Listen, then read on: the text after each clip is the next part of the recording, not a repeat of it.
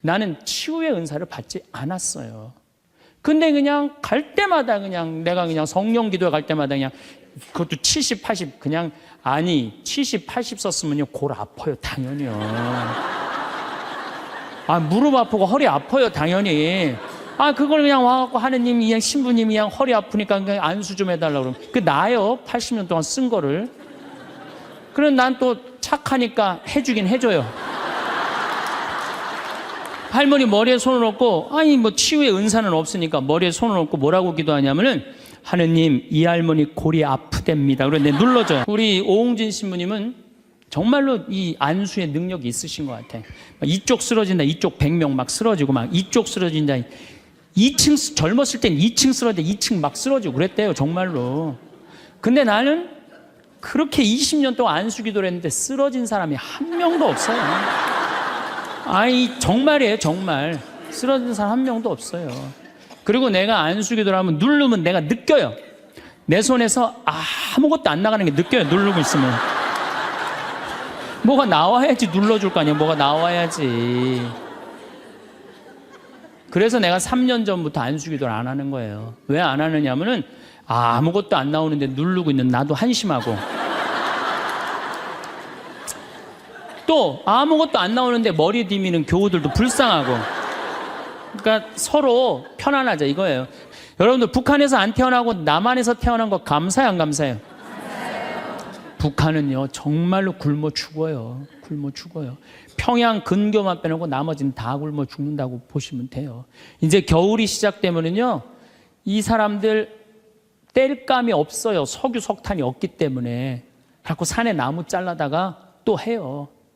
그리고 어떤 집은 작년에는요 그 땔감조차도 없어서 밥도 못 해갖고 그대로 얼어 죽은 사람들도 많다는 거예요. 근데 우리는 얼마나 잘 먹고 잘 살아요. 감사해요 안 감사해요?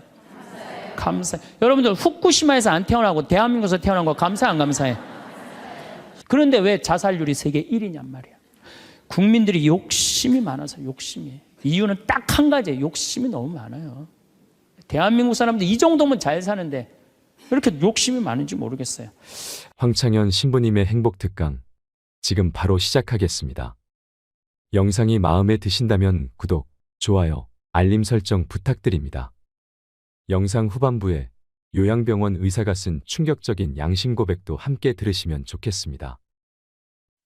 참 예수님, 반갑습니다.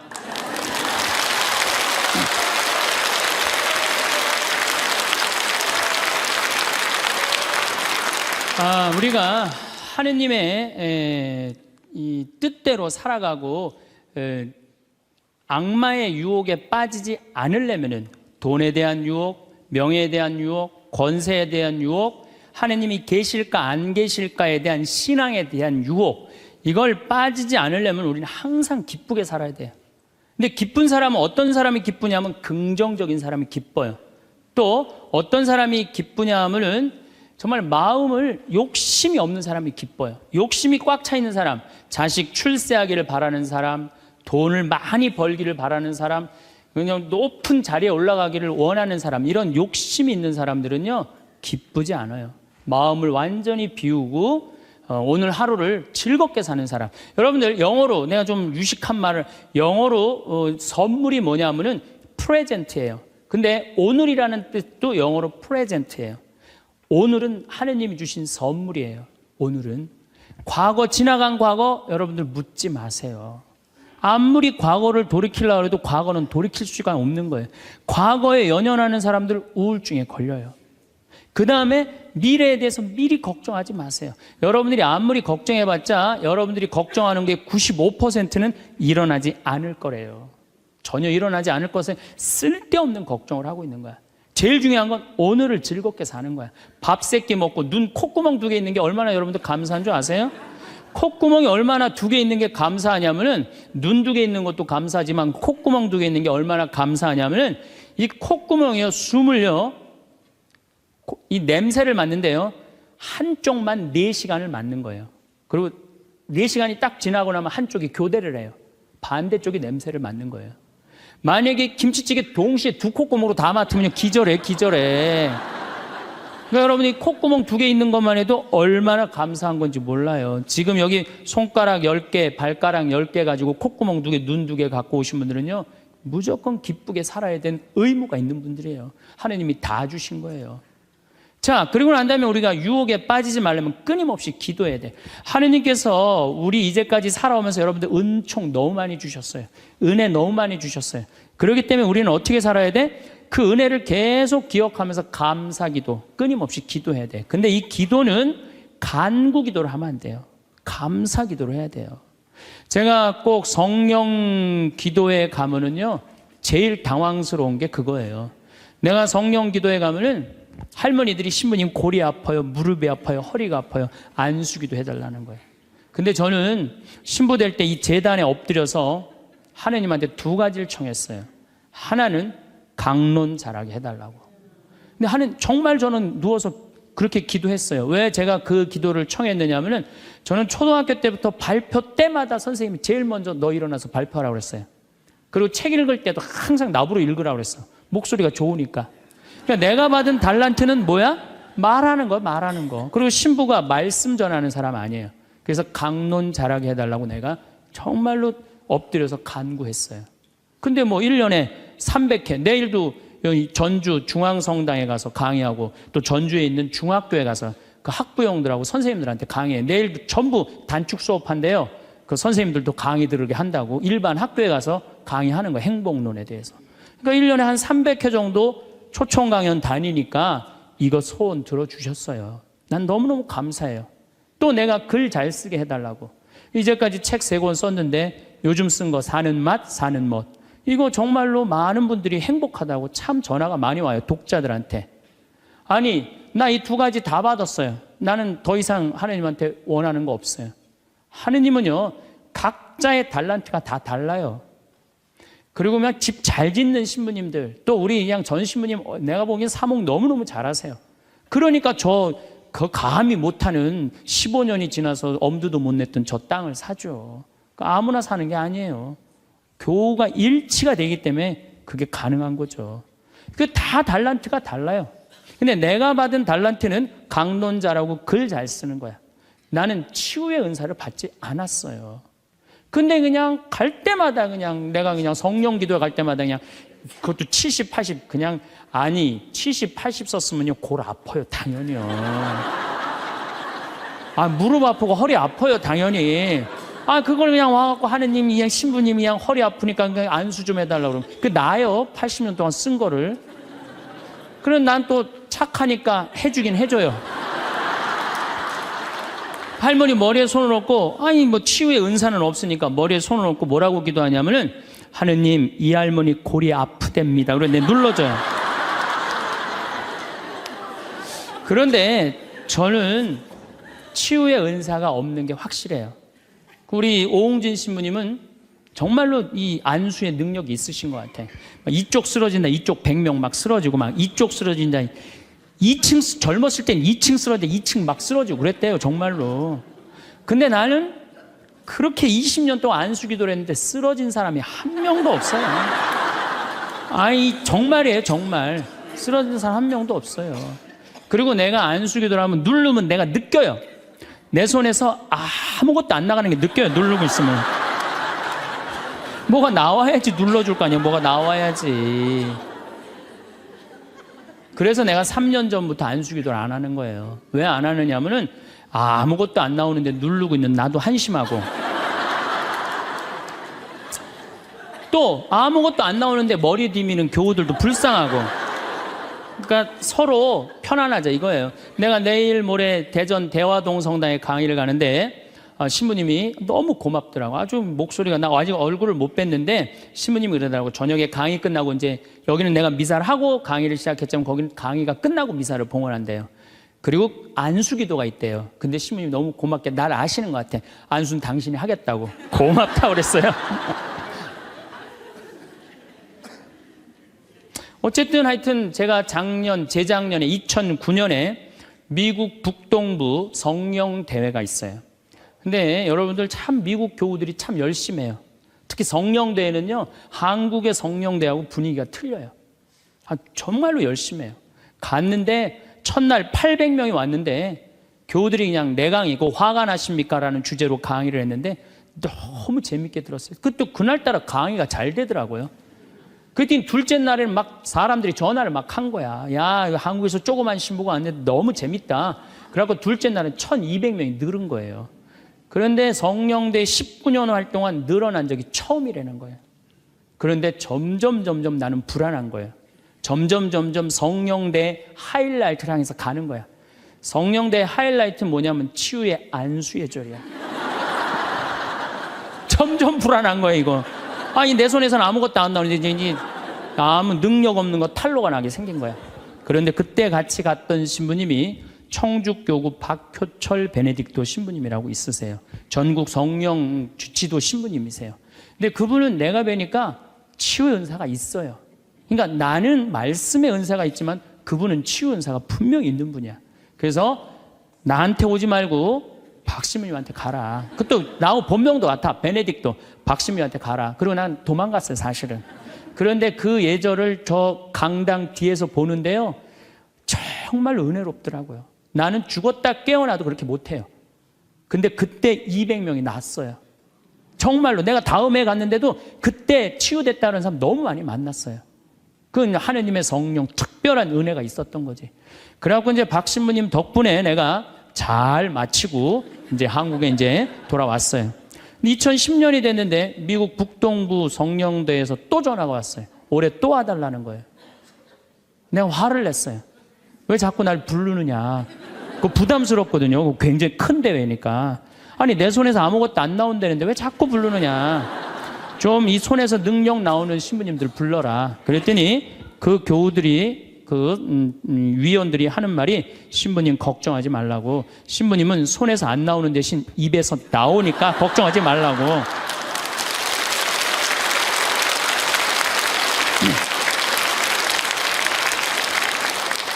아, 그러느냐? 그렇다면 내가 가겠다. 그리고 이제 작년에 내가 또 북동부 성령대를 갔어요. 갔는데 그때 같이 갔던 신부님은 누구냐 하면은 우리 수원교구의 한연음 다니엘 신부님이 같이 갔어요. 이분 또 만만치 않게 영적으로 깊은 분이잖아요. 근데 이제 신부님이 먼저 강의를 가는데 갑자기 내 앞에 무릎을 꿇는 거예요. 나한테 안수기도를 해달라는 거예요. 아니, 내가 새카만 후배고 정말 내가 존경하는 선배 신부님이에요. 근데 갑자기 무릎을 꿇더니 나한테 안수기도를 해달라는 거예요. 아니, 내가 교우도 안 해주는 판국에, 아니, 하느님하고 성모님한테 정말 완전히 미쳐갖고 오로지 기도만 하는 신부님, 그분 성소하고 성물도가 너덜너덜해요. 같이 들어. 내 성소도 깨끗하고 성물도도 깨끗한데 내 거는. 그래서 내가 신부님한테 그래서 신부님, 저한테 안수기도 받으실 필요 없으시다. 신부님 같이 이렇게 영적으로 깊으신 분이 나같이 이렇게 어린 후배 신부한테 뭐하러 받느냐. 그냥 들어가셔라. 근데 신부님이 하시는 말씀이 나는 황 신부한테 기적을 바라는 게 아니다. 사제의 축복을 받고 싶다. 또 이게 또 어떻게 안 해줄 수 있어? 그래서 그냥 떨리는 마음으로 신부님 머리에 손을 얹었어요. 근데 내가 깜짝 놀랐어요. 이게 내 손에서 안 나오다 보니까 신부님 머리에서 나오더라고.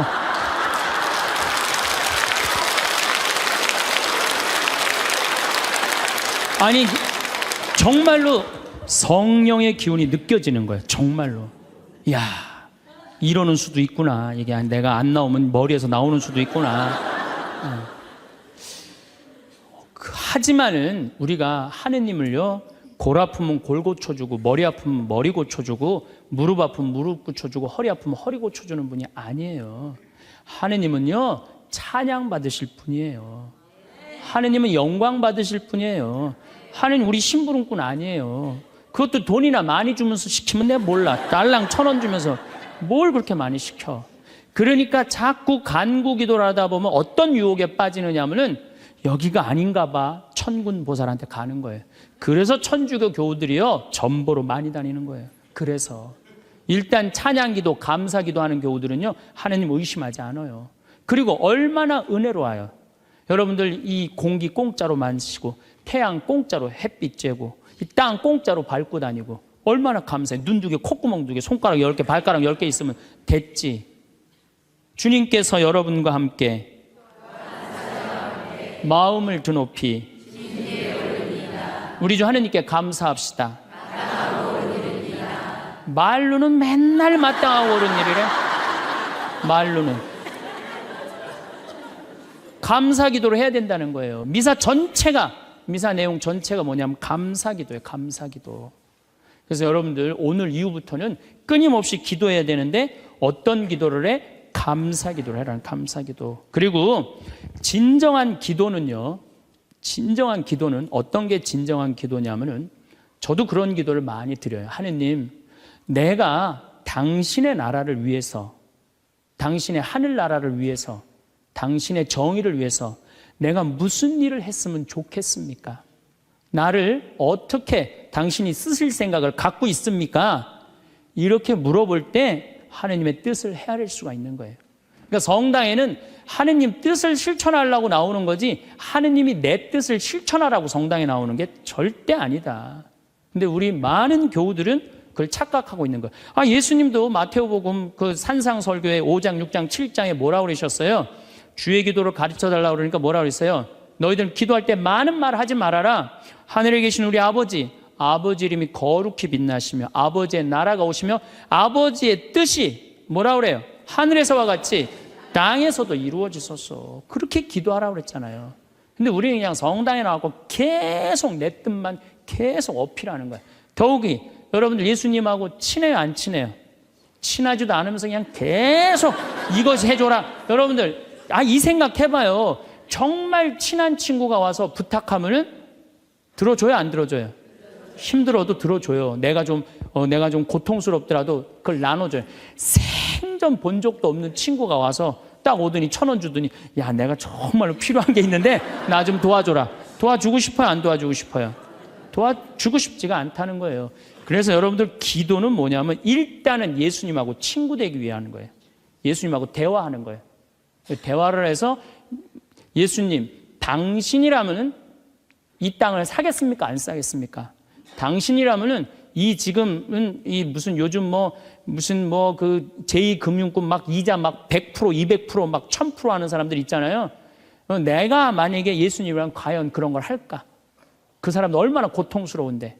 내가 예수님이라면은 내 아이를 어떻게 키울까? 내가 예수님이라면은 내 남편한테 어떻게 할까? 내가 예수님이라면은 아내한테 어떻게 할까? 내 아내한테 어떻게 할까? 이걸 물어보려고 기도하는 거예요. 그래서 기도라는 것은 간구 기도가 기도가 아니야. 그래서 난 묵주기도, 구일기도 보면 딱 지향 하나 두고 그냥 기립다 기도하는데 난 정말로 마음이 아파요. 묵주기도는 저는 요즘 묵주기도 드릴 때 오늘도 내가 묵주기도 5단을 바치면서 연옥에 있는 영혼들 구원해달라고 기도했어요. 왜냐하면 성모님이요 그렇게 기도하라고 그랬거든요. 우리 그냥 계속 연옥을 위한 기도, 그 다음에 터키에서 지금 고통받는 사람들, 이런 정말 죄인들, 이런 사람들은 생전 기도하지 않고 그냥 대학 입시, 그냥 수능 잘 보게 해주고, 그냥 당 팔리게 해주고, 애 생기고 해주고, 이런 기도는 자꾸 하느님하고 멀어질 수도 있다는 얘기예요. 그걸 다 들어주지 않으세요, 하느님이. 어떻게 다 들어줘요? 내가 할 일이 있는 거지. 또 기도는 예수님의 말씀을 음미할 때 기도가 즐거워요. 예수님 묵상할 게 너무 많지 않아요? 예수님에 대해서 나는 예수님 말씀 중에 내 눈 속에 있는 들보는 보지 못하면서 남의 눈에 있는 티끌을 빼주려고 그러느냐. 자기 눈에는 들보는 못 보고 남의 눈에 티끌.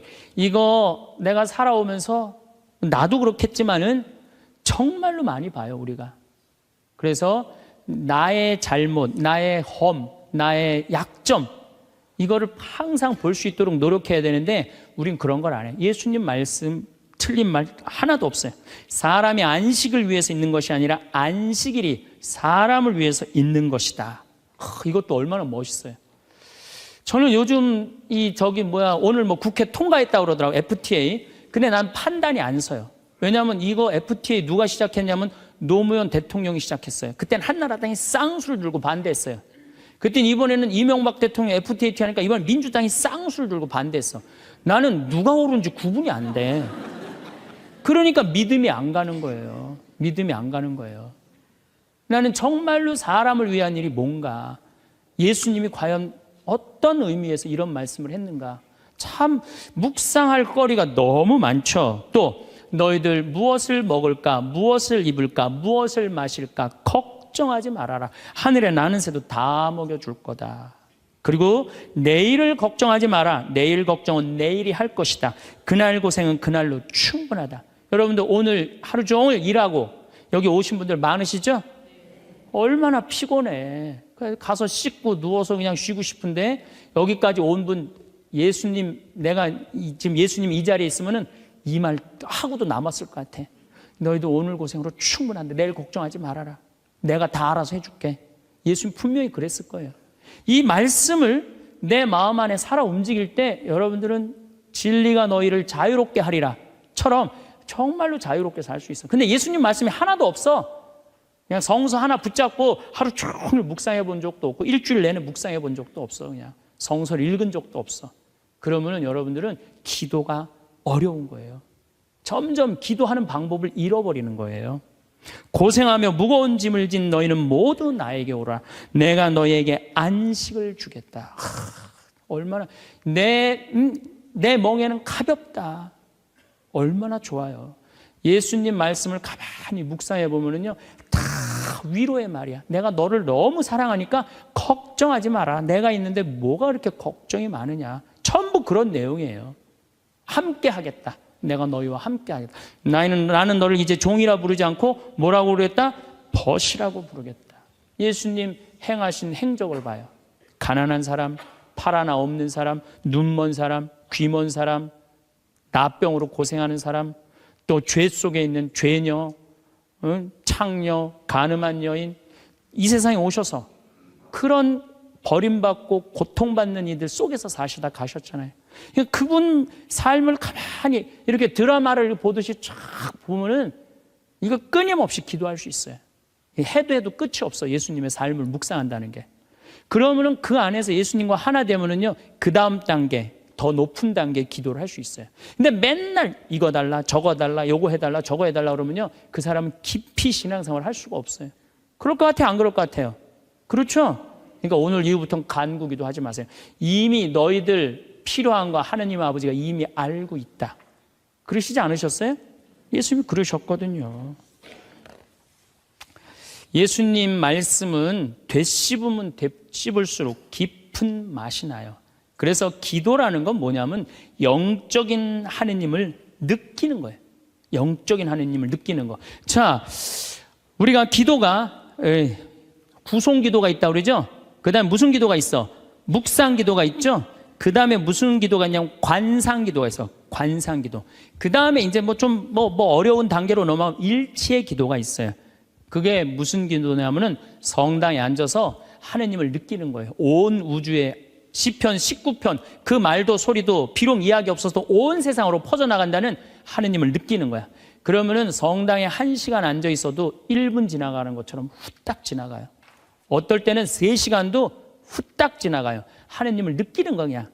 이 말씀이 이제 넘어서서는 온 우주에 꽉 차 있는 하느님을 느끼는, 살아있는 현존하시는 하느님을 느끼는 거야. 그런 하느님을 느끼다 보면은 이제 성인들이 이제 그 다음에는 어느 단계로 가요? 탈원 상태 가는 거. 온전히 하느님을 느끼는, 희열을 느끼는 거죠. 세상 아무것도 필요 없어. 돈도 명예도 권세도 아무것도 필요 없어. 내 하느님만 내 안에 살아있다면은 모든 게 행복한 거야. 그래서 끊임없이 기도하면은 악마의 유혹에 넘어가지 않는다는 거예요. 그래서 여러분들은 이제 제가 제일 걱정인 게 50살 되신 분들 60년 남았어요. 아니 어제 발표 나왔잖아요. 2040년에 평균 연령이 몇 세라고? 90살이에요. 그럼 여러분들 지금 50살 되신 분들 2040년이면 몇 살이냐 하면은 80살이에요. 80살이면 그때 가면은 또 늘어날 것 같아요? 안 늘어날 것 같아요? 또 늘어나요. 그래서 110살이에요. 그러면은 남은 60년 동안 내가 영적인 인간으로 살 거냐, 육적인 인간으로 살 거냐, 늙어서 어떻게 할 거야? 힘도 없는데 기도라도 열심히 해야지. 그래서 제일 좋은 기도는 뭐냐면은 제가 여러분들한테 청하는 건 뭐냐면은 기도 공동체 단위라는 거예요. 제가 프랑스 떼제 공동체에 가서 일주일 동안 기도를 했는데요. 3,000명씩 와요. 일주일에. 월요일부터 주일날 전심 때까지 모여서 아침 기도, 낮 기도, 저녁 기도, 그 다음에 미사. 똑같아 일주일 내내. 그런데 성당에 다니든 안 다니든 3,000명. 많이 올 땐 여름엔 3만 명이 와요. 근데 우리나라는 아직 그런 데가 없어. 일주일 내내 모여서 기도하는 데가 없어. 그래서 내가 이제 평창을 이제 내년부터 이제 시작을 할 거예요. 그래서 토요일 날 저녁에는 또 우리 부관장 신부님이 너무 노래를 예쁘게 잘해. 그래서 이제 떼제 기도를 시작을 했어요. 그래서 이제 기도하는 그런 공동체를 만들어서 여러분들도 삶에 지쳤을 때 와서 일주일 동안 60살쯤 돼갖고 일주일 정도 와서 기도하고 가면 얼마나 좋겠어요. 그렇죠? 그러니까 그런 공동체를 많이 믿는 사람들이라면 찾아다니라는 거예요. 영적인 세상을 위해서 시간을 투자하고 마음을 투자하라는 거죠. 그래서 신부님 끊임없이 기도하는데 제일 좋은 게 뭡니까? 미사 참여예요. 첫 번째 좋은 건 미사 참여. 미사 참여 1년 내내 평일 미사 다니시는 분들은요, 말할 수 없는 마음 안에 기쁨이 있어요. 1년 내내 미사 안 빠지시는 분들 제가 말씀드리는 거 무슨 말인지 아시죠? 그 시간이 얼마나 좋아. 조용하고 이 성당 안이 얼마나 세상하고 완전히 단절된 거 아니야. 그 시간만은. 그리고 예수님하고 하나 되는 시간이잖아요. 그래서 아무리 힘들어도 직장 끝나고 난 다음에 가방 들고 와서 미사 참여하고 가는 사람들, 이 사람들은 제일 행복한 사람들이에요. 그래서 미사야말로 가장 완벽한 기도다. 그래서 여러분들 주일 미사 말할 것도 없고 평일 미사 시간 내서 오시면요, 하느님께서 이끌어 주셔요. 그 다음에 두 번째, 끊임없이 기도하는 방법 중에 하나는 성서 읽는 거야. 제 경험에 의하면은 구약성서부터 신약성서 끝까지, 처음부터 끝까지 완전히 정독 5번만 하면은요, 이 세상 사는 길이 보여요. 하느님의 섭리가 역사하심이 보여요. 그리고 어떻게 살아야 되는지 정말 마음에 진리가 흘러 넘쳐요. 그래서 성서를 읽어라. 성서를 정독을 해라. 맨날 그냥 불굴의 며느리, 뭐 이웃, 우리 집 여자들 이런 거 보지 마시고, 그 시간에 성서를 성서 안에는 보물이 꽉 차 있어요. 그래서 성서를 적어도 5번 정도 정독을 해라. 5번. 자, 그 다음에 5번 정독을 했으면 그 다음에 할 일이 있어요. 기도 중에 정말 좋은 기도는 성지순례. 성지순례. 제가 지금 성지순례를 2년에 한 번씩 매년 정기적으로 가요. 그런데 예루살렘에 가보니까요, 예수님의 발자국이 느껴져요. 예루살렘에 가보니까. 그리고 갈릴레아 가보니까 물고기가 밤에 얼마나 튀는지, 예수님이 밤새 제자들이 물고기 잡는 거 보면서 참 물고기 저쪽에서 튀는데 이쪽에서 막 한 것 같아 보니까, 그냥 예수님이 그 2000년 전에 행하셨던 말씀, 그게 다 살아 움직이는 거예요. 이집트에 가갖고 출애굽 경로를 밟아서 시나이산 꼭대기, 모세가 십계 받으러 갔는데 올라가 보고 예루살렘에 내가 들어갈 때 이스라엘 백성이 얼마나 기뻤을까 느껴져요. 사도 바오로가 예수님 이제 다마스커스에서 회개하고 난 다음에 이 그리스, 터키 이거 전부 교회 세우러 7개, 필라델피아 교회, 이런 교회들 전부 다 세우러 가는데 지난 2월 달에 갔다 왔거든요. 그냥 예수님이 그냥 막연하게 멀리 느껴지는 게 아니라 예수님이 살아 움직이는 거예요.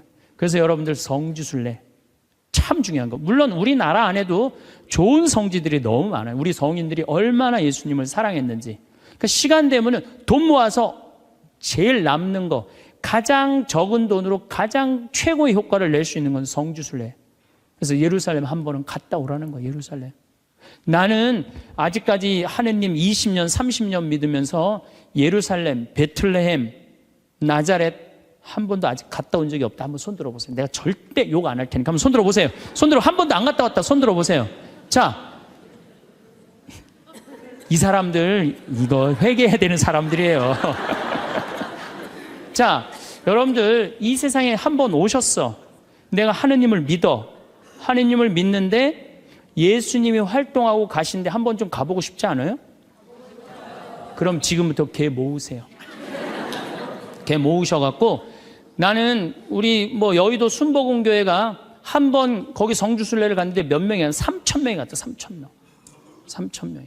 여러분들도 우리 능평성당 내가 있을 때 어른들 700명 갔잖아요. 한번 한 2년 개 모아갖고 우리 전 신부님이랑 한번 1,000명 한번 쫙 한번 가봐요. 그럼 아마 일생 일대 너무 은혜를 많이 받을 거예요. 그 은혜는 마치 이스라엘 백성이 에집트를 200만 명이 뭐 200명 그건 뻥이겠지만은 어쨌든 하여튼 가듯이 그런 뜨거움을 아마 느끼실 거예요.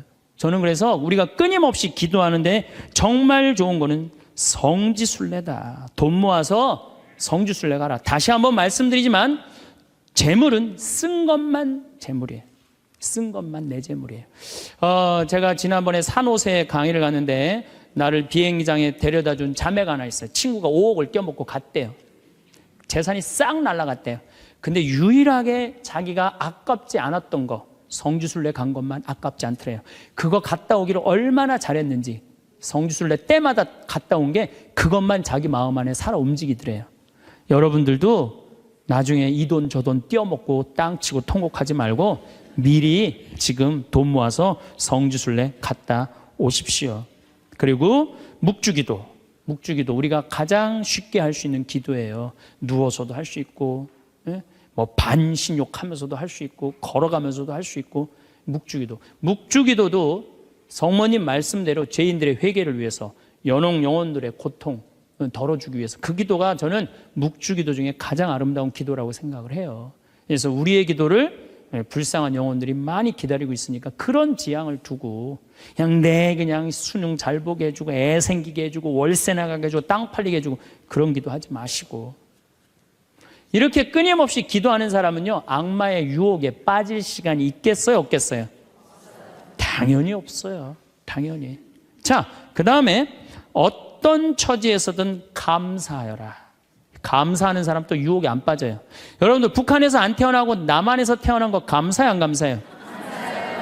북한은요 정말로 굶어 죽어요. 굶어 죽어요. 평양 근교만 빼놓고 나머지는 다 굶어 죽는다고 보시면 돼요. 이제 겨울이 시작되면은요 이 사람들 뗄감이 없어요. 석유 석탄이 없기 때문에. 그래서 산에 나무 잘라다가 또 해요. 그리고 어떤 집은 작년에는요 그 뗄감조차도 없어서 밥도 못 해갖고 그대로 얼어 죽은 사람들도 많다는 거예요. 근데 우리는 얼마나 잘 먹고 잘 살아요. 감사해요 안 감사해요? 감사해요. 여러분들 후쿠시마에서 안 태어나고 대한민국에서 태어난 거 감사해 안 감사해? 이거 여러분들 깊이 묵상해야 돼요. 왜냐하면 일본은 1년에 지진이 5,000번 일어나요. 5,000번. 하루에 15번 일어나요. 더 놀라운 거는 이번 12월 1월 달에 지진이 또 일어난다는 게 지금 감지가 된다는 거예요. 일어날지 안 일어날지 모르겠지만은 일본 사람들은요 너무 불안한 거예요. 근데 우리나라는 지진이 1년에 몇 번 일어나는 줄 아세요? 15번 정도 일어나요. 근데 이 중에 지진의 강도가 2.7에서 3.2예요. 보통 일어나는지 안 일어나는지도 모를 정도예요. 근데 일본은 막 일어나면 4.0만 넘어가면요 정말 천둥 소리 얼마나 불안한지 몰라요. 난 그걸 경험을 했어요. 지진이라는 게 무시무시해요. 근데 우리는 아무런 그런 게 없이 살잖아요. 이번에 이 터키 지진 일어났죠? 지진 일어났는데 여진이라고 그래요. 한 번 꽝 하고 난 다음에 계속 흔들리는 게 1,500번 일어나는 거. 1,500번. 근데 우리는 얼마나 행복한 나라에서 살아. 그런데 왜 자살률이 세계 1위냔 말이야. 국민들이 욕심이 많아서 욕심이. 이유는 딱 한 가지예요. 욕심이 너무 많아요. 대한민국 사람들 이 정도면 잘 사는데 왜 이렇게 욕심이 많은지 모르겠어요. 여러분들 그 한국처럼 잘 먹고 잘 사는 나라가 없어요. 여러분들 이탈리아라는 나라 잘 살아 못 살아요? 잘 살죠? 그런데 이탈리아가 우리나라가 경제력은 세계 13위지만은 소비 지수는 7위예요. 7위. 정말 잘 먹고 잘 사는 나라가 우리예요. 내가 뭐 예전에 방송에도 한번 말씀드렸지만 우리나라 갈비집에 가보면요 진짜 잘 먹어요. 갈비 막 먹으러 가면은요 막 이렇게 한 상 반찬 나와요. 그냥 그 계란찜, 그 다음에 무슨 뭐 단호박 삶은 거, 메추리알, 뭐 그 다음에 무슨 뭐 사라다, 무슨 야채 사라다, 국물 김치, 뭐 별게 다 나와요. 그 다음에 파란 국수 말아서 나와요. 그리고 4명이 하면 4인분 시켜요. 4인분 시키면 그냥 배가 빵빵해. 한국 사람들은 배 빵빵하면 안 돼. 갈비집에 가고 배 터질 때까지 먹어야 되냐. 2인분 더 시켜요. 더 시켜서 먹고 난 다음에 그래도 우린 분이 안 풀려. 그냥 아줌마가 하나 쓱 나와서 이렇게 물어봐요. 냉면을 먹을래? 된장찌개를 먹을래? 그냥 그거 먹고 커피 공짜로 먹는 나라가 어디 있어요. 잘 먹어요. 횟집도 마찬가지예요. 횟집도 일본에 갖고 내가 회 정식 시켰는데 회가 딱 2점 나왔어요. 이게 맛백인가 보다 그러고 홀딱 먹었어요. 아무리 기다려도 회가 안 나와요. 왜 안 나오냐니까 그게 다라는 거예요. 근데 우리나라는 횟집에 가면 뭐부터 나와요? 씻기다시 나오죠? 개불, 멍게, 해삼, 전복, 낙지, 꽁치 소금에 구운 거, 미역국, 조개탕, 별게 다 나와요. 그리고 그냥 또 회가 나오면 그냥 한 50점 나와요. 배는 꽉 찼는데 50점이 또 나와. 어떻게? 먹는 방법이 있어요. 상추에다가 회를 올려요. 그 다음에 마늘하고 고추하고 된장을 찍어갖고 상추를 동그랗게 말아요. 그 다음에 목구멍으로 밀어 넣는 거예요. 보면 계속 목구멍까지 찼어. 그래도 분이 안 풀려. 어떻게 하느냐면은 매운탕 또 시켜 밥 한 그릇 또 해갖고. 그런데도 왜 자살률이 세계 1위냔 말이에요. 왜 15,400명이 죽냔 말이에요. 1년에 하루에 42명씩 자살을 하냔 말이에요. 왜? 1시간에 2명씩 지금 뛰어내려서 죽고 있어요. 우리나라에. 욕심이 너무 많아서 그래요. 이 정도면 잘 살지 않아요? 이 정도면 잘 살지 않아요?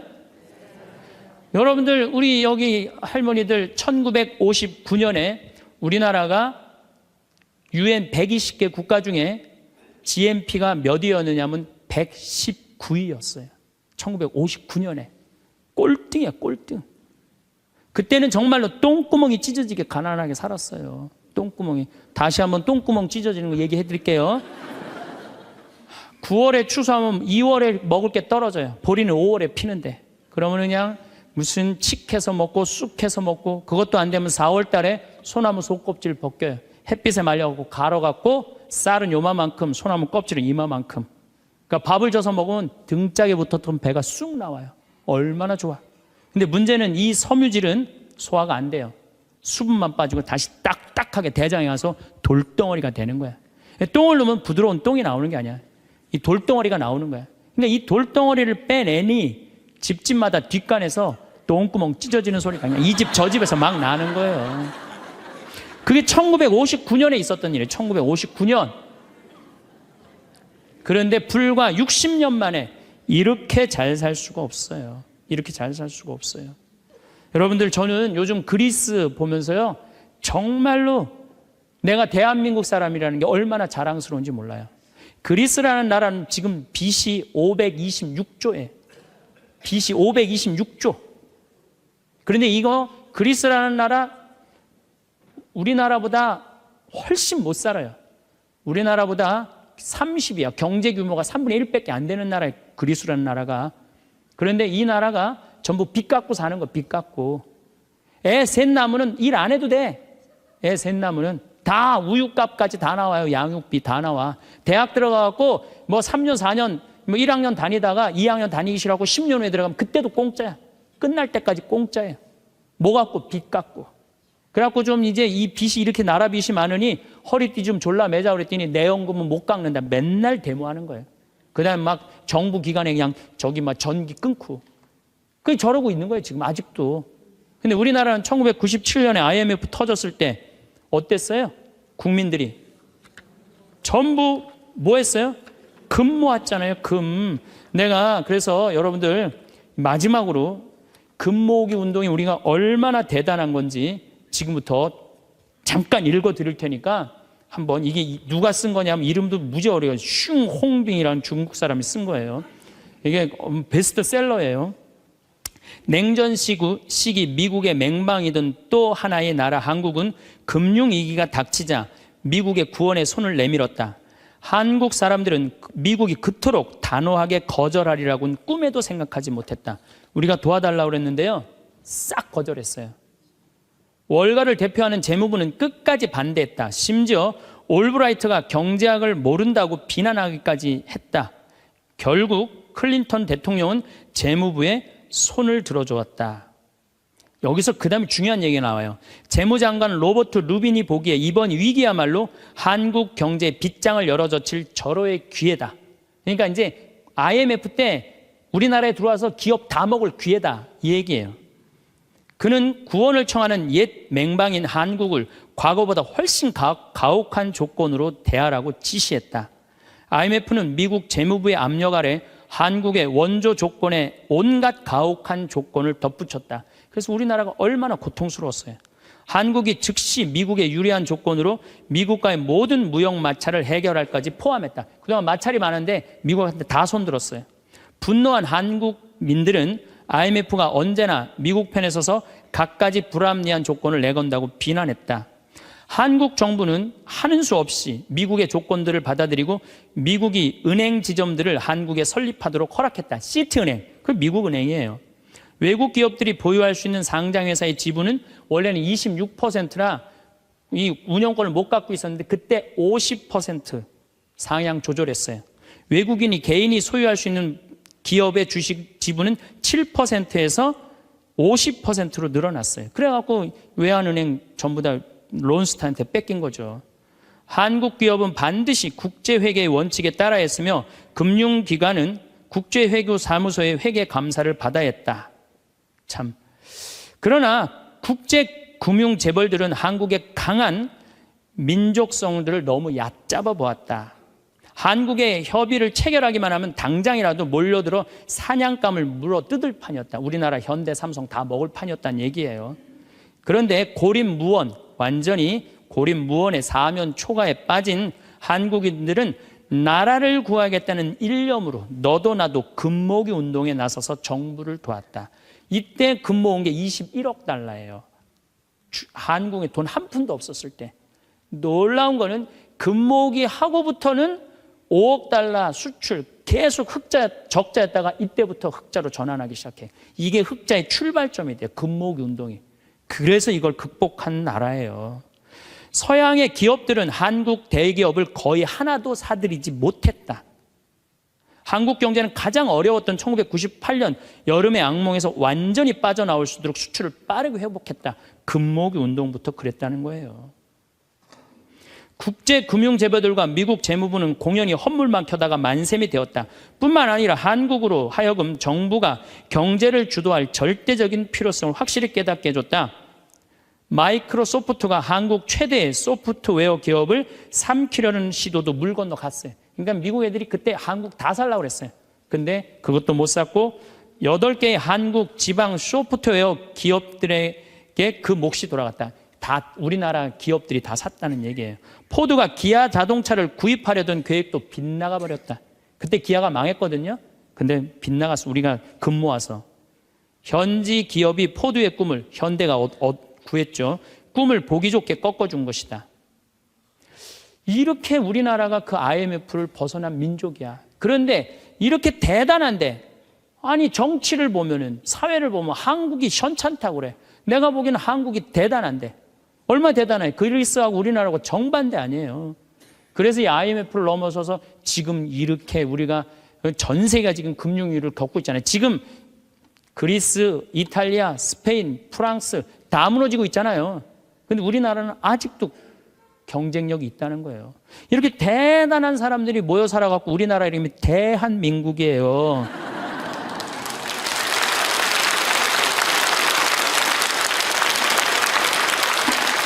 아니 그럼 이렇게 기가 막힌 나라에 살면서 국민들이 감사해야 될 거 아니야. 감사는 온데간데 없고 원망, 비난 맨날 이런 것만 있어요. 그러니까 국민들이 안 행복한 거야. 그래서 나는 사도 바오로가 항상 기뻐하여라. 끊임없이 기도하여라. 어떤 처지에서든 감사하여라. 이것이 우리 주 예수 그리스도를 통하여 드러내신 하느님 아버지의 뜻이다. 그러니까 여러분들 신앙생활하는 사람은요. 어떻게 해야 돼? 항상 기뻐하고 끊임없이 기도하고 어떤 처지에서든 감사해야 되는데 대한민국 처지는 괜찮다. 나머지 왜 괜찮은지는 다음 시간에 제가 또 이어서 강의를 하도록 하겠습니다. 감사합니다. 부모님이 날로 노쇠하는 모습에 대부분의 자녀들은 안타까움을 느끼고 있을 겁니다.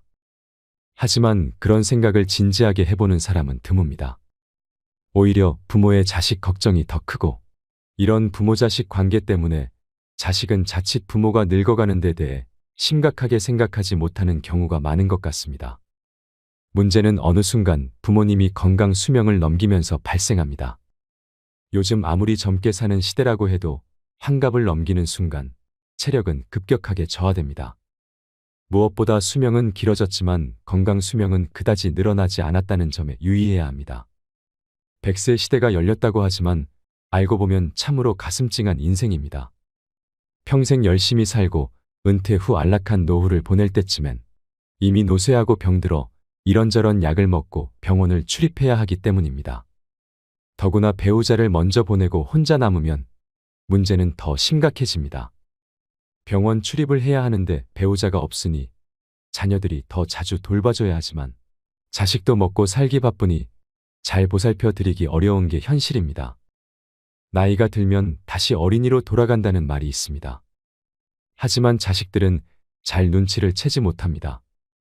체력이 저하되고 경제력이 취약해져 자식에게 자주 기대고 싶어 하는 게 일반적입니다. 하지만 자식들은 늘 어린 시절에 강인했던 부모님을 생각합니다.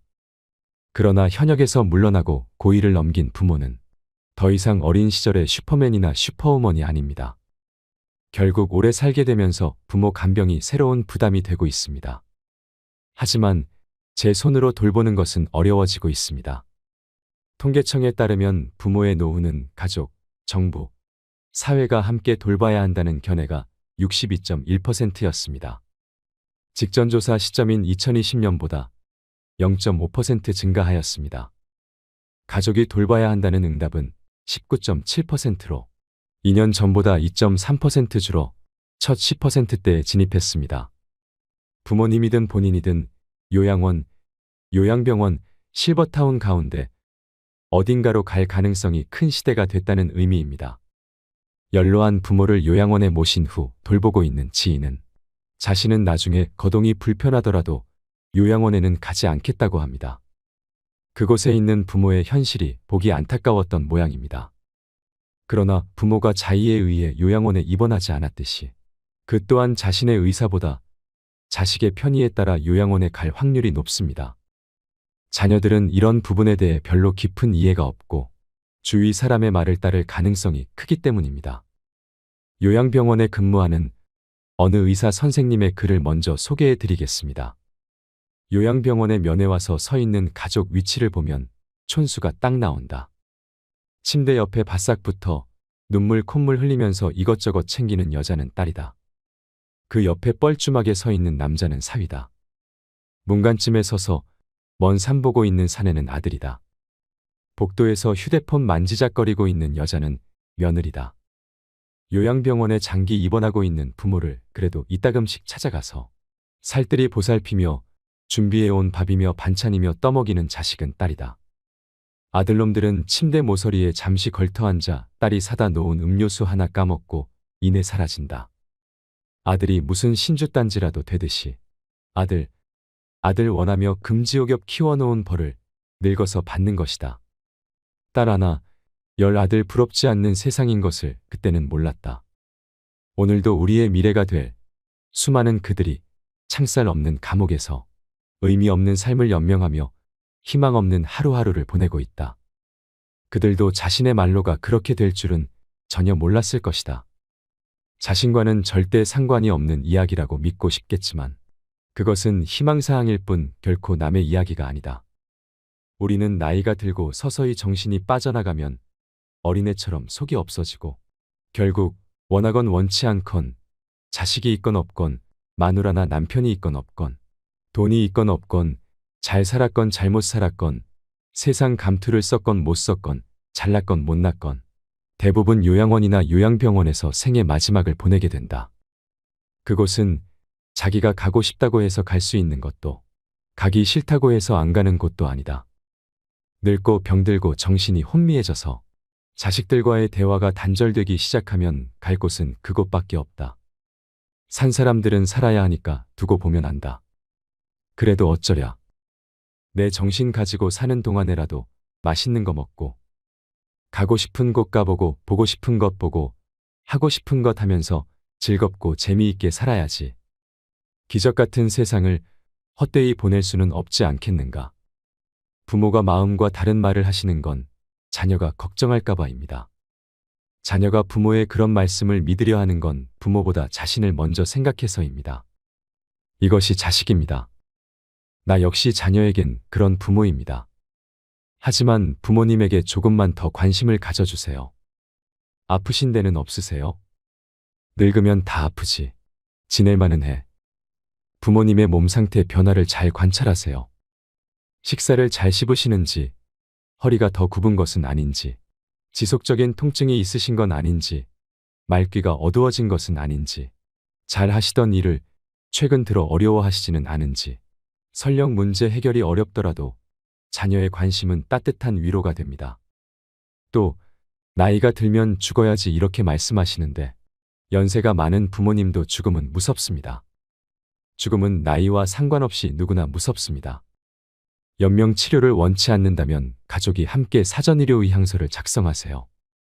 살고 죽는 것으로 헤어지는 것이 아닌 죽음으로 다시 만나는 것, 죽음을 맞이하는 그 순간, 다시 만나자는 가족의 말은 큰 위안이 될 것입니다. 부모님은 늘 괜찮다고 하시지만 면회 온 손주에게 줄 용돈이 없어서, 줄 간식이 없어서 속상해하시고, 또 엄마를 보러 온 아들에게 마지막으로 엄마로서 밥 한 끼 해주지 못하는 것을 너무 안타까워하십니다. 가끔 전화해서 엄마라고 불러주세요. 이러나 저러나 자녀의 목소리를 들어야 안심하시는 것이 부모니까요. 어느 한 어머니가 자식들에게 쓴 편지를 읽어드리겠습니다. 요양원에 나를 보낼 자식에게. 가족들은 요양원 생활을 하겠다는 내 생각에 반대할지도 모른다. 그러나 대부분의 우리 세대들이 그리 생각하는 것처럼 나도 가족들의 짐이 되고 싶지 않다. 그렇게 해야 내 마음이 편할 것 같다. 그래서 몸은 가라앉아도 정신이 양호하다면 내 스스로 요양원을 찾을 것이다. 하지만 알츠하이머 병 등으로 그런 판단조차 할 수 없는 때가 온다면 그때 나를 요양원으로 보내라고 이 글을 통해 부탁하련다. 얘들아, 나의 뇌가 나와 너희들을 내 기억에서 밀어냈을 때 나를 요양원으로 보내다오. 우리 엄마는 그림 그리기를 좋아하니 펜과 종이를 늘 마련해 주세요. 낙지는 못 드세요 등등. 내가 좋아하는 것과 싫어하는 것을 그곳 사람들에게 미리 알려주렴. 간간히 내게 찾아와서 너희를 보게 해다오. 낯선 사람 보듯 누구세요 하더라도 내 마음속 깊은 어딘가에서 너희를 알아보고 기뻐할지 모른단다. 행복했던 시절 이야기를 들려주거나 사진을 보여주렴. 비록 내가 먼 곳으로 눈을 돌린다 해도 내 영혼 어딘가에서 알아보고 즐거워할지 누가 아니. 여러분은 이 글을 읽고 어떤 마음이 드셨나요? 우리 세대가 20대, 30대였을 때 노부모는 당연히 자식이 모셔야 한다고 생각하는 사람이 많았습니다. 그러나 지금은 자식들에게 짐이 된다며 부양을 원하지도 기대하지도 않습니다. 게다가 포기할 것이 많다며 힘들어하는 30을 훌쩍 넘긴 자식들의 부양까지 감당해야 하는 안타까운 낀 세대이기도 합니다. 반면 자식 세대는 부모 부양의 책임을 크게 느끼지 못하고 있습니다. 요양원에서 근무하던 지인의 말로는 요양원에 입소한 각자의 사연은 달랐지만 요양원에 들어오는 순간 바깥 세계와 단절되는 건 모두가 같았다고 합니다. 면회와 외출엔 아무런 제한이 없었지만 찾아오는 이도 나가는 이도 거의 없었답니다. 노인 27명 가운데 한두 명만이 가족이 일주일에 한두 번 찾아와 10분 남짓 머물다 가고 나머지 노인들은 명절에만 겨우 가족의 얼굴을 볼 수 있었다고 합니다. 요양원에 자발적으로 입소한 분들 역시 마찬가지라고 합니다. 자신의 모습이 초라해 스스로 세상과 단절하는 분들도 많다고 합니다. 평균 수명이 늘다 보니 노인 문제가 심각해졌습니다. 요양시설에 부모님 모시면 불효인가요? 이런 생각도 드실 겁니다. 치매에 걸린 부모님을 모시는 문제로 고심하고 있는 분의 사연을 들려드리겠습니다. 언제나 제 유년 시절 기억 속에 포근하고 유쾌한 모습으로 남아있는 어머니. 그런 어머니가 치매에 덫에 걸리신 지 벌써 2년째입니다. 제 나이 59살, 어머니는 벌써 80대시니 무리도 아니지요. 그런데도 여전히 어머니가 방금 전 식사한 것도 잊으시고 밥을 찾으실 때마다 화장실에서 뒤처리를 하지 못해 헤매는 모습을 볼 때마다 억장이 무너집니다. 어머니를 돌보는 일을 저보다 더 많이 하게 되는 아내를 볼 면목도 없습니다. 이제 어머니도 아내도 모두 노인인데 얼마나 지치겠습니까? 결국 얼마 전 장남인 제가 5 동생을 모았습니다. 무거운 마음으로 요양병원 얘기를 꺼냈죠. 다들 말이 없더군요. 내심 제가 계속 어머니를 모시길 바라는 눈치였어요. 그래도 저희 가족이 고생을 하니까 차마 말은 못하고 어떡하지 걱정만 하더군요. 결국 아무런 결론을 내리지 못했습니다. 동생들에게 어렵게 말은 꺼냈지만 저도 사실 결정이 바로 서진 않습니다. 어머니가 우릴 어떻게 키웠는데 요양병원이라니요. 이런 불효자가 있을까요? 하지만 매일 마주하는 현실이 너무 어렵습니다. 저는 어떻게 해야 할까요? 이와 같은 고민을 안고 사는 가정은 더 이상 소수가 아닙니다. 부모를 집에서 모셔야 효도라는 걸 머리로는 알지만 사회구조가 변화하면서 효자 노릇이 버거운 사람이 많습니다. 과거처럼 어르신 부양을 가족이 도맡는 것만이 진짜 효도일까요? 먼저 제도적 변화와 함께 필요한 건 각 개인과 가정이 우리 집안의 노년기에 대해 함께 대화하고 합의점을 찾는 것입니다. 부모님이 온전할 때 스스로 고민하고 내 건강이 안 좋아지면 특정 요양시설에 맡겨달라고 자녀에게 이야기를 꺼내는 것도 한 방법이며 그 대신 일주일에 식사 한 번은 꼭 같이 하자는 등의 조건을 다는 것이 좋을 것 같습니다. 부모님 부양 방식에 대한 결정을 내리기까지 가족 내 눈치 싸움도 적지 않은 만큼 분란을 줄이기 위해 이견을 조율할 조정자를 결정할 필요도 있습니다. 상황이 나빠지기 전에 가족이 미리 협의하고 필요하다면 주 보호자를 정해 그 사람에게 결정의 정권을 맡기는 것도 좋은 방법입니다. 어쩔 수 없이 요양원이나 요양병원에 장기 입원하고 있는 부모님은 가족에 대한 그리움과 고독이 가득하실 것입니다.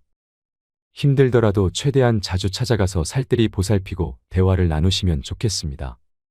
삶의 지혜를 느끼시는데 도움이 되는 좋은 글을 소개해 드리겠습니다. 어느 요양병원 의사가 쓴 글입니다. 몇 년 전 일이다. 나와 같은 병실에 80세가 넘으신 할아버지가 계셨다. 할아버지의 병은 깊었다. 할머니는 성경을 읽으며 지극정성으로 할아버지 곁을 지켰다. 아침 저녁으로 할아버지 가족들이 병실을 다녀갔다. 내 아버지, 이번엔 못 일어나신다. 이젠 화장실 걸음도 못 하신다. 조금 전에도 의사가 호스로 오줌 빼주고 갔다. 할머니는 눈물을 글썽이며 아들에게 말했다. 아들은 아무 말이 없었다. 그날 저녁 할아버지 막내딸이 병실로 찾아왔다. 지방에서 올라온 막내딸은 할아버지 손을 잡고 한참을 울었다. 할아버지는 말이 없었다. 막내딸은 3일 동안 할머니와 함께 병실에서 잠을 잤다. 아빠, 나 이제 가봐야 하거든. 아빠하고 같이 있고 싶은데 그럴 수가 없어. 김서방 출근도 시켜야 하고 아이들 학교도 보내야 해. 그녀는 울먹이며 늙으신 아버지 가슴에 얼굴을 묻었다. 아빠 옛날 일 기억나. 아빠하고 나하고 매일 들길을 걸어서 학교 갔었잖아. 여름 장마 때면 아이들은 잔뜩 부른 개울물 앞에서 늘 아빠를 기다렸어. 작은 아이들을 한 명씩 가슴에 안아 개울물을 건네주었지. 아빠는 사랑이 많은 선생님이었으니까. 아빠가 학교에서 숙직하던 날 기억나지. 엄마가 싸준 도시락을 들고 내가 눈밭을 걸어서 아빠에게 갔던 날. 내 발바닥 꽁꽁 얼었다고 아빠가 따뜻한 배 안으로 내 발을 집어넣었잖아. 얼마나 차가웠을까. 막내딸은 울음을 삼키며 할아버지 가슴에 다시 얼굴을 묻었다. 딸의 울음소리에도 할아버지는 말이 없었다. 아빠, 나 이제 가야 돼. 꼭 다시 일어나야 돼. 아빠 꼭. 옆자리에 서 있던 할머니가 막내딸의 손을 끌었다. 어여 가거라 어여. 내 아버지 다 알아들으셨을 게다. 할머니는 막내딸을 데리고 병실 밖으로 나갔다. 잠시 후 할머니는 눈물을 닦으며 병실 안으로 들어왔다. 조금 전에 나간 아이가 우리 막내딸이라오. 아버지 사랑을 많이 받고 자랐지요. 응석바지로 자라 지금도 아빠 아빠 하잖아요. 이제 제 아버지 눈이나 감으면 와야지 뭐. 아버지를 끔찍히 좋아했는데 아버지 얼굴을 마지막으로 본다고 생각하니 얼마나 슬펐을까. 바로 그때 할아버지 목소리가 들려왔다. 임자, 임자. 할아버지는 가쁜 숨을 몰아쉬며 일으켜 달라고 했다. 할머니와 나의 부축을 받으며 할아버지는 한 걸음씩 창가 쪽으로 걸어갔다. 할아버지는 힘겨운 숨을 고르며 창밖을 살폈다. 창문 밖 멀지 않는 곳에 정문 쪽으로 걸어가는 막내딸의 뒷모습이 보였다. 할아버지는 오른팔을 들었다. 딸의 뒷모습을 어루만지듯 할아버지는 유리창을 쓰다듬었다. 딸을 향해 마지막 인사를 하는 할아버지의 눈가로 눈물이 가만가만 흘러내렸다. 오늘 소개해드린 사연과 글로 요양원이나 요양병원에 계신 부모님에 대한 그리움과 사랑을 느낄 수 있는 시간이 되었다면 좋겠습니다. 마지막으로 제가 가장 좋아하는 글을 소개해드리고 마무리하겠습니다. 아버지는 울 장소가 없어 슬픈 사람입니다. 아버지란 누구인가? 아버지란 기분이 좋을 때 헛기침을 하고 겁날 때 너털 웃음을 짓는 사람이다. 아버지란 자기가 기대한 만큼 아들, 딸의 학교 성적이 좋지 않을 때 괜찮아, 괜찮아 하면서도 속으로는 몹시 화가 나는 사람이다. 아버지의 마음은 먹칠을 유리로 되어 있다. 그래서 잘 깨지기도 하면서 속은 잘 보이지 않는다. 아버지란 울 장소가 없어서 슬픈 사람이다. 아버지가 아침 식탁에서 급하게 일어나서 가는 곳은 즐거운 일만 기다리고 있는 것은 아니다. 아버지는 머리가 세게 달린 용과 싸우러 나간다. 그것은 피로와 일과 직장 상사에게 받는 스트레스다. 아버지란 내가 아버지 노릇을 하고 있나? 내가 정말 아버지다운가 하는 자책을 매일 하는 사람이다. 아버지란 자식을 결혼시킬 때 한없이 울면서도 얼굴에는 웃음을 나타내는 사람이다. 아들, 딸이 밤늦게 돌아올 때에는 어머니는 10번 걱정하는 말을 하지만 아버지는 10번 현관문을 쳐다본다. 아버지의 최고 자랑은 자식들이 남들에게 칭찬받을 때이다. 아버지가 가장 꺼림칙한 속담이 있다. 그것은 가장 좋은 교훈은 손수 모범을 보이는 것이다라는 속담. 아버지는 늘 자식들한테 그럴듯한 교훈을 하면서도 정작 자신이 모범을 보이지 못하기 때문에 이 점에 있어서 미안하게 생각도 하고 남 모르는 콤플렉스도 가지고 있다. 아버지는 이중적인 태도를 곧잘 취한다. 이유는 아들, 딸이 나를 닮아 주었으면 하고 생각하면서도 나를 닮지 않아 주었으면 하는 생각을 동시에 하기 때문이다. 아버지에 대한 생각은 나이에 따라 달라진다. 그러나 그대가 지금 몇 살이든 아버지에 대한 현재의 생각이 최종적이라고 생각하지 말라. 일반적으로 나이에 따라 변하는 아버지 인상이 있다. 4살 때 아빠는 무엇이나 할 수 있다. 7살 때 아빠는 아는 것이 정말 많다. 8세 때 아빠와 선생님 중 누가 더 높을까? 12세 때 아빠는 모르는 것이 많다. 14세 때 우리 아버지는요. 세대 차이가 나요. 25세 때 아버지를 이해하기는 하지만 기성세대는 같습니다. 30세 때 아버지의 의견도 일리가 있죠. 40세 때 여보 이 일을 결정하기 전에 아버지의 의견을 들어봅시다. 50세 때 아버님은 훌륭한 분이셨어. 60세 때 아버지께서 살아계셨다면 꼭 조언을 들었을 텐데. 아버지란 돌아가신 뒤에도 두고두고 그 말씀이 생각나는 사람이다. 아버지란 돌아가신 후에야 보고 싶은 사람이다. 아버지는 결코 무관심한 사람이 아니다. 아버지가 무관심한 것처럼 보이는 것은 체면과 자존심과 미안함 같은 것이 어우러져서 그 마음을 쉽게 나타내지 못하기 때문이다. 아버지의 웃음은 어머니의 웃음보다 2배쯤 농도가 진하다. 울음은 10배쯤 될 것이다.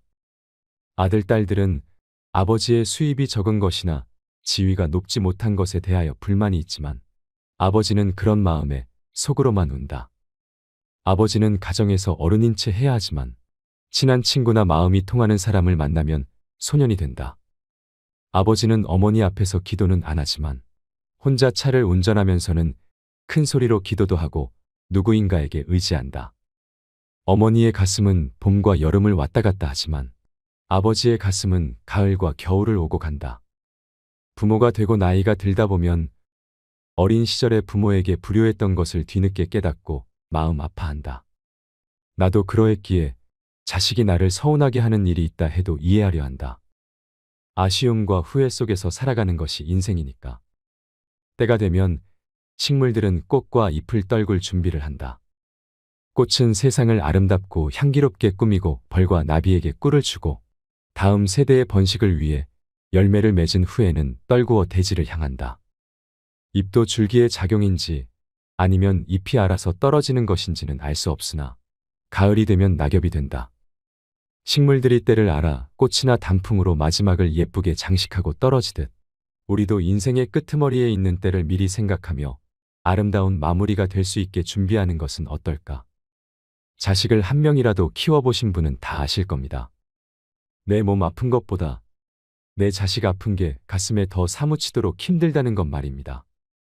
여러분, 행복한 노년의 삶을 위해서는 노선으로 살아야 합니다. 어느덧 60 고개를 넘기고 나면 일주일이 하루 같다고 할까요? 아무런 하는 일도 없이 무난전화도 뜸하게 걸려오다가 어느 날부터인가 뚝 끊기고 맙니다. 이럴 때 내가 영락없는 노인임을 깨닫게 됩니다. 노인이 돼봐야 노인 세계를 확연히 볼 수 있다고 할까요? 노인들의 삶도 가지가지입니다. 노선이 있는가 하면 노학이 있고, 노동이 있는가 하면 노옹이 있고, 노광이 있는가 하면 노고가 있고, 노공이 있는가 하면 노추도 있습니다. 노선은 늙어가면서 신선처럼 사는 사람입니다. 이들은 사랑도 미움도 놓아버렸습니다. 성냄도 탐욕도 벗어버렸습니다. 선도 악도 털어버렸습니다. 삶에 아무런 걸림이 없습니다. 건너야 할 피안도 없고 올라야 할 천당도 없고 빠져버릴 지옥도 없습니다. 무심히 자연 따라 돌아갈 뿐입니다. 노학은 늙어서 학처럼 사는 것입니다. 이들은 심신이 건강하고 여유가 있어 나라 안팎을 돌아다니며 산천 경계를 유람합니다. 그러면서도 검소하여 천박하지 않습니다. 많은 벗들과 어울려 논일며 베풀 줄 압니다. 그래서 친구들로부터 아낌을 받습니다. 틈나는 대로 갈고 닦아 학술 논문이며 문해작품들을 펴내기도 합니다. 노동은 늙어서 동심으로 돌아가 청소년처럼 사는 사람들입니다. 이들은 대학의 평생교육원이나 학원 아니면 서원이나 노인 대학의 궤적을 걸어두고 못다한 공부를 합니다. 식영주역 등 한문이며 서예며 정치 경제 상식이며 컴퓨터를 열심히 배웁니다. 수시로 여성 학우들과 어울려 여행도 하고 노래며 춤도 추고 즐거운 여생을 보냅니다. 노옹은 문자 그대로 늙은이로 사는 사람입니다. 집에서 손자들이나 봐주고 빈집이나 지켜줍니다. 어쩌다 동네 노인정에 나가서 노인들과 화투나 치고 장기를 두기도 합니다. 형편만 되면 따로 나와 살아야지 하는 생각이 늘 머릿속에 맴돌지요. 노광은 미친 사람처럼 사는 노인입니다. 함량 미달에 능력은 부족하고 주변의 존경도 못 받는 처지에 감투 욕심은 많아서 온갖 장을 도맡아 합니다. 돈이 생기는 곳이라면 체면 불사하고 파리처럼 달라붙습니다. 권력의 끈앞풀이라도 잡아보려고 늙은 몸을 이끌고 끊임없이 여기저기 기웃거립니다. 노고는 늙어가면서 아내를 잃고 외로운 삶을 보내는 사람입니다. 20대의 아내는 마냥 귀엽기만 합니다. 30대의 아내는 기호식품 같다고 할까요? 40대의 아내는 어느덧 덥서서는 안 될 가재도구가 되어버렸습니다. 50대가 되면 아내는 가보의 자리를 차지합니다.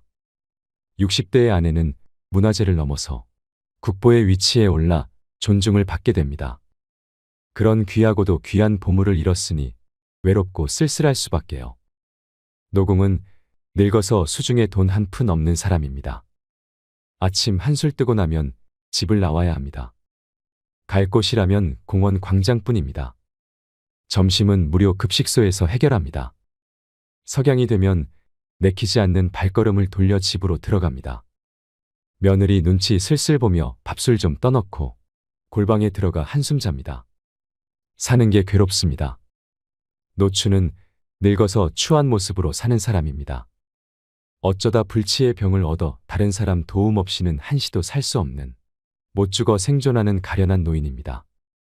인생은 자기가 스스로 써온 시나리오에 따라 자신이 연출하는 자작극이라 할까요? 나는 여태껏 어떤 각본을 창작해왔을까 생각해보지만 이젠 고쳐 쓸 수가 없습니다. 그러나 이 연출의 핵심은 남은 인생의 후반전을 어떤 자세로 살아가느냐에 있습니다. 바로 노선으로 사는 일입니다. 천상병 시인의 노래처럼 아름다운 이 세상 소풍이라 생각하며 여유롭고 아름답게 살 일일 것입니다. 이상으로 책틀맨이었습니다. 오늘도 끝까지 시청해 주셔서 감사드립니다.